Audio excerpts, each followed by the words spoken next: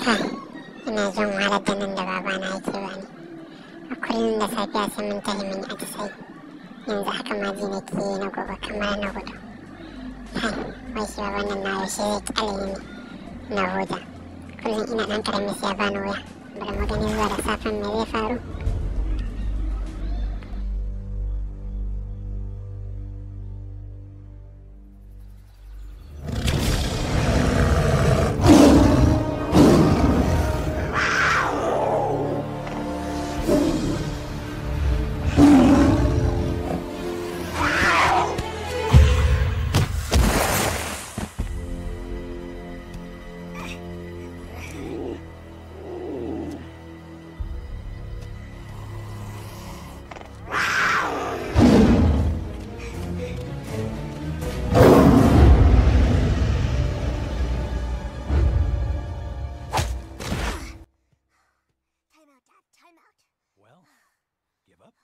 Lokaci ya wuce, tsaya.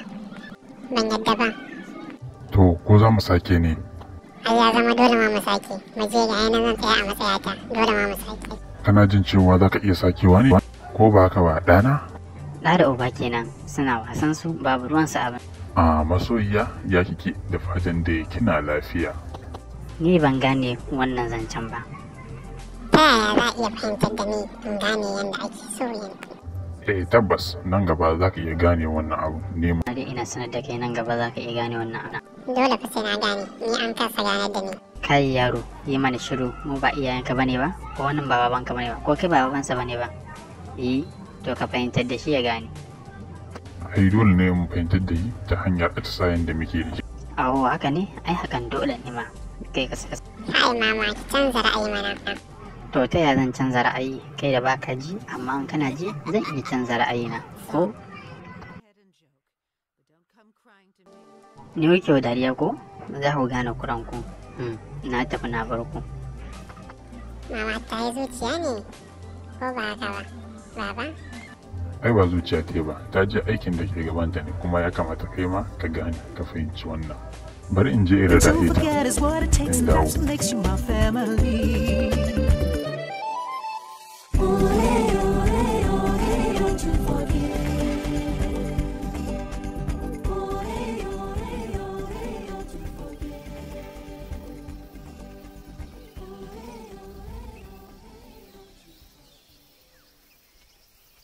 Ya kamata mu kula fa yanzu sai ka ga wani iskan mutanen sun iya kawo mana hari yanzu dai je ka matsaye ka tsaya mu gani.